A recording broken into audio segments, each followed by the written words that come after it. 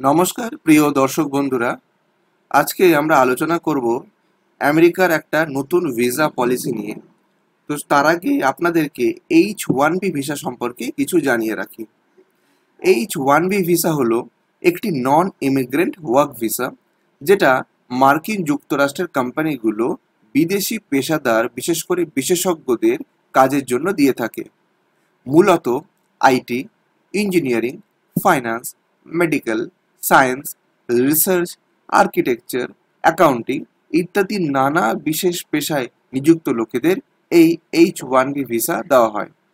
এই ভিসায় একজন বিদেশি 3 বছর পর্যন্ত কাজ করতে পারেন, পরে এটাকে বাড়িয়ে সর্বোচ্চ 6 বছর পর্যন্ত করা যায়।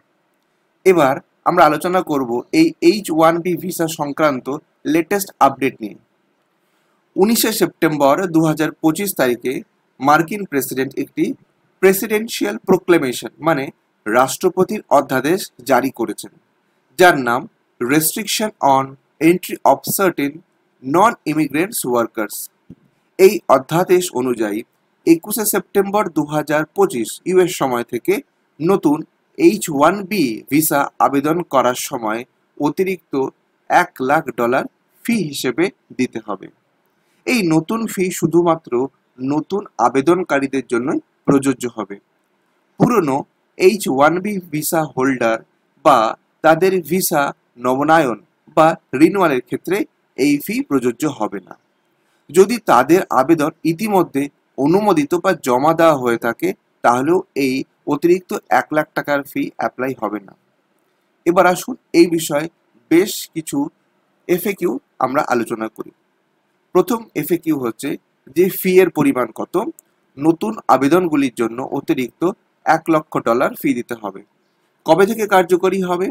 21 সেপ্টেম্বর 2025 রাত্রি 12:01 থেকে এই আবেদনগুলির এক নতুন নিয়ামক সংস্থার নিয়ম অনুযায়ী প্রযোজ্য হবে। কার জন্য প্রযোজ্য হবে?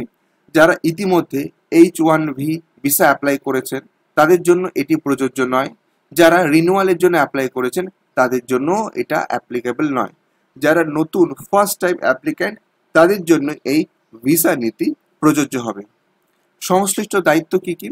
আবেদনকারী কোম্পানি বা স্পন্সর আবেদন করার আগে ফি প্রদানের প্রমাণ রাখবে, যা কনসুলেট অফিসকে সেই ফি প্রদানে রসিদ দেখিয়ে সে ছাড়পত্র নেবে। তবে কি কোনো ছাড় আছে? হ্যাঁ, কিছু ক্ষেত্রে ইউএস সরকার নির্ধারণ করতে পারবেন যে আবেদনকারী বা বিশেষ শিল্পের জন্য এই ফি ছাড় দেওয়া হবে যদি তা জাতীয় স্বার্থে প্রয়োজনীয় হয়। প্রযোজ্য সময়সীমা কি? এই নিয়ম আগামী 12 মাসের জন্য প্রযোজ্য হবে, অর্থাৎ 2025 সালের 21 সেপ্টেম্বর থেকে 2026 সালের 21 সেপ্টেম্বর পর্যন্ত প্রযোজ্য হবে।